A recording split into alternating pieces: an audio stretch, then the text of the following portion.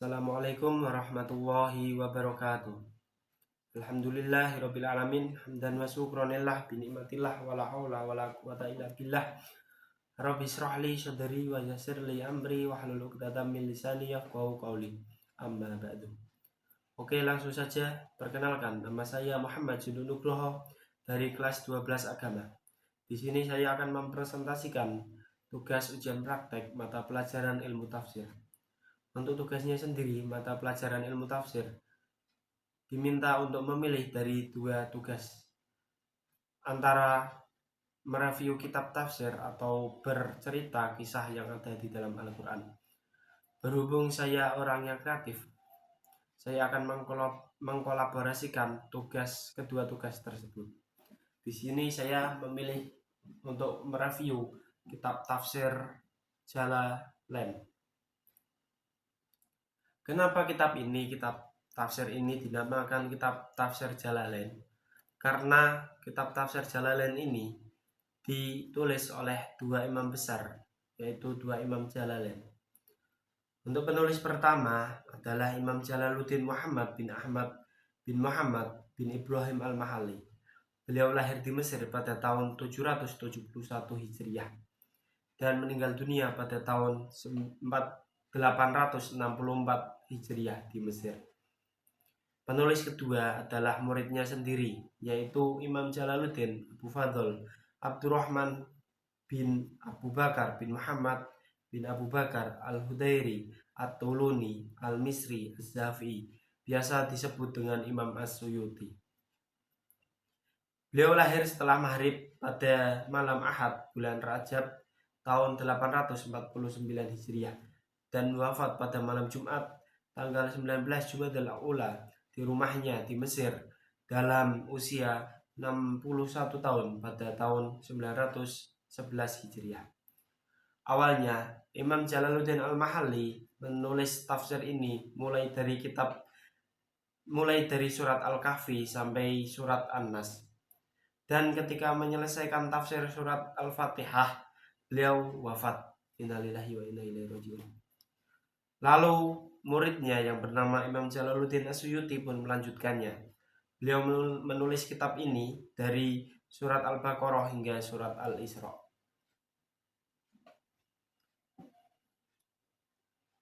Metode yang digunakan dalam kitab tafsir Jalalain ada 3. Yang pertama, metode ijmali atau global secara umum.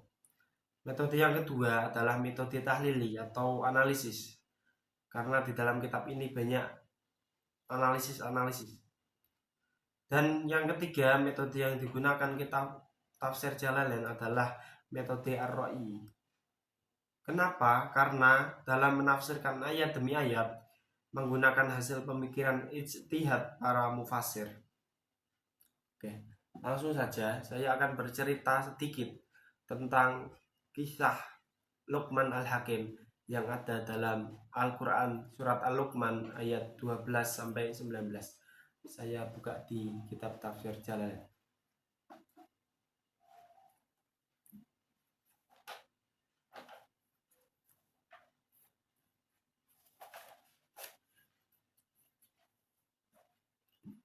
Oke, sebelumnya saya akan membacakan ayatnya terlebih dahulu. A'udzubillahi minasyaitonirrajim.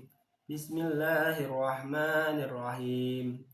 Walaqad ataina Luqmanal hikmata an yashkur lillah wa man yashkur fa innama yashkuru li nafsihi wa man kafara fa innallaha ghaniyyun hamid.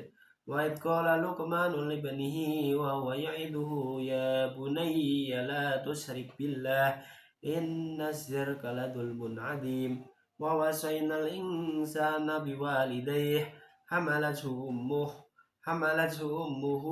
wahnan ala wahnin wa fisaluhu fi amaini an ishkur li wa liwalidayk ilayyal masir. Wa in jahadaka ala an tusyrika bi ma laysa laka bihi ilmun fala tuti'huma wa sahibuhuma fid dunya ma'rufa wa tabi' sabila man anaba ilayya summa ilayya marji'ukum fa unabbi'ukum bima kuntum ta'malun. Ya bunayya innaha in taku misqala habbatin min khardalin fatakun fi suhratin aw fis samawati fatakun fi suhratin aw fis samawati aw fil ardi ya'ti biha Allah innallaha latifun khabir. Ya bunayya aqimi sholata wa'mur bil ma'rufi wanha 'anil munkari wasbir 'ala ma asabak inna dzalika min asmil umur. Wala tusa'ir khaddaka lin-nasi wala tamshi fil ardi maraha innallaha la yuhibbu kulla muhtalin fakhur. Innallaha la yuhibbu kulla muhtalin fakhur. Waqsid fi masjika wahdud min sautik inna ankaral aswati la sautul hamir. Shadaqallahul adzim. Di sini surat Luqman ayat 12 sampai 19 itu menjelaskan sedikit atau menceritakan sedikit tentang kisah Luqman Al-Hakim. Siapa sih Luqman Al-Hakim tersebut? Luqman Al-Hakim bukanlah seorang nabi ataupun seorang rasul, tetapi namanya abadi dalam Al-Quran. Luqman Al-Hakim terkenal sebagai orang yang sangat bijaksana, hingga kisah keteladanannya tertuang dalam surat Luqman ayat 12 sampai 19. Sosok Luqman Al-Hakim dalam Al-Quran digambarkan sebagai ahli hikmah yang nasihatnya menjadi acuan umat dalam mendidik keluarga. Pada ayat yang sudah tadi saya baca itu dari ayat 12 sampai ayat 19, isinya secara umum tentang Luqman Al-Hakim yang menasihati anaknya tentang kebaikan. Di sini saya akan bercerita. Luqman Al-Hakim pada suatu hari, Luqman Al-Hakim itu mengajak pergi anaknya atau putranya ke pasar. Mereka membawa satu keledai. Si putra Luqman Al-Hakim itu disuruh untuk menaiki keledai tersebut. Di tengah perjalanan mereka mendapati sekelompok orang. Sekelompok orang tersebut melihatinya dan berkata, itu si anak kok berani banget, lancang banget. Bapaknya disuruh jalan kaki, anaknya enak-enakan naik keledai. Setelah mendengar ucapan dari sekelompok orang tersebut, anak si Luqman atau anak si putranya si Luqman Hakim itu turun dan menyuruh bapaknya si Luqman Hakim untuk menaiki keledai tersebut dan melanjutkan perjalanannya. Di tengah perjalanan lagi, mereka menemukan sekelompok orang dan berkata, tuh bapaknya kurang ajar, anaknya kok disuruh jalan kaki, nggak kasihan. Setelah mendengar ucapan dari sekelompok orang tersebut, si Luqman Al-Hakim turun dan mengajak bersama putranya untuk menaiki keledai tersebut. Setelah mereka melanjutkan perjalanannya dengan keduanya menaiki keledai tersebut, di tengah perjalanan melihat sekelompok orang lagi dan berkata, itu mereka nggak kasihan sama keledainya. Keledai satu ditunggangi oleh kedua orang, yaitu si Luqman Al-Hakim dan putranya. Setelah mendengar perkataan orang tersebut, mereka berdua turun dari keledai dan jalan kaki. Keledainya dituntun. Setelah melanjutkan perjalanan lagi, mereka menemukan atau bertemu dengan sekelompok orang dan dikatakan lagi, itu mereka gimana sih bawa keledai tapi tidak dinaikin, kan aneh gitu. Setelah itu si Luqman Al-Hakim menghadap anaknya atau putranya dan berkata, ya bunayya, hai anak, ingatlah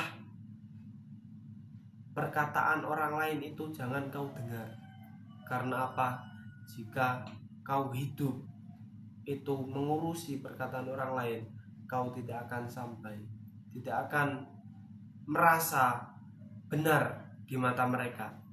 Karena itu kita hidup, jangan hiraukan apa yang dikatakan orang-orang di sekitar kita. Itu penggal kisah yang pertama.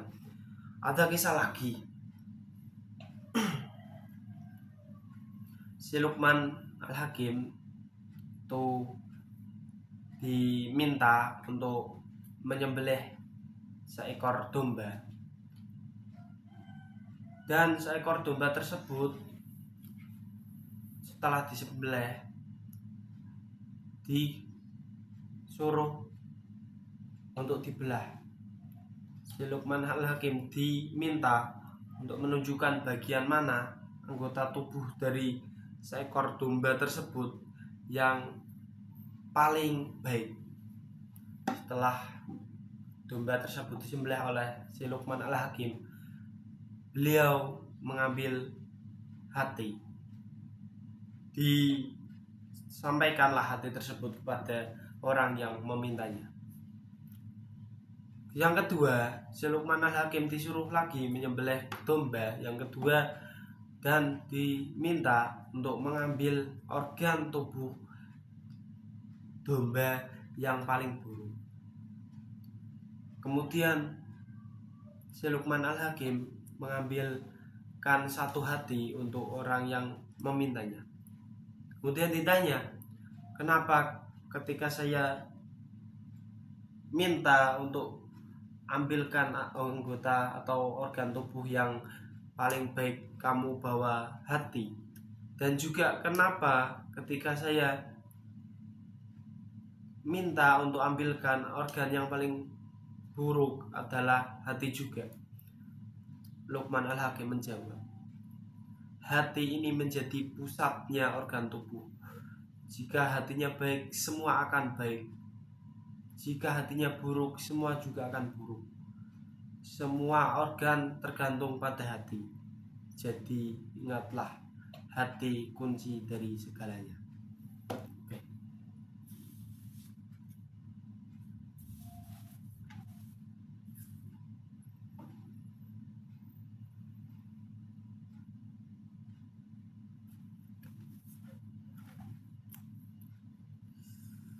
Dari surat Luqman ayat 12-19, si Luqman Al-Hakim itu menasehati putranya tentang yang pertama, jangan mempersekutukan Allah. Yang kedua, diminta untuk mendirikan sholat. Yang ketiga, menyeru kebaikan dan mencegah kemungkaran. Yang keempat, bersabar. Yang kelima, tidak takut untuk melakukan kebaikan meskipun perbuatan tersebut kecil. Yang keenam, berbuat baik kepada orang tua. Yang ketujuh, berdialog dengan anak secara tenang. Kedelapan, memiliki prinsip dan pendirian yang kuat. Dan yang terakhir, tidak terlalu ambil pusing dengan perkataan orang lain. Sebelum saya tutup, saya ingin menyampaikan satu pesan buat kita semua. Hiduplah sesuai apa yang ada di benak hatimu. Jangan tiru orang lain. Kita optimis, kita yakin apa yang kita pikirkan menurut kita itu baik, kita laksanakan, kita jalani. Jangan sampai kita mendengar ucapan-ucapan orang yang di sekitar kita. Karena jika hidup kita itu tergantung pada orang di sekitar kita, kita tidak akan punya pendirian yang teguh. Ya, maka kita harus selalu percaya diri, harus yakin, harus teguh pendirian. Jangan sampai kita tergoyahkan oleh perkataan orang-orang yang ada di sekitar kita. Pesan tersebut harus kita ingat sama-sama. Oke. Kurang dan lebihnya saya mohon maaf. Saya selaku murid, saya selaku santri, saya masih punya salah. Saya masih merasa banyak salah. Kurang dan lebihnya, kurangnya itu berasal dari saya pribadi, dan lebihnya itu bonus yang diberikan oleh Allah kepada kita. Wallahul muwaffiq ila aqwamit thoriq wal afu minkum. Wassalamualaikum warahmatullahi wabarakatuh.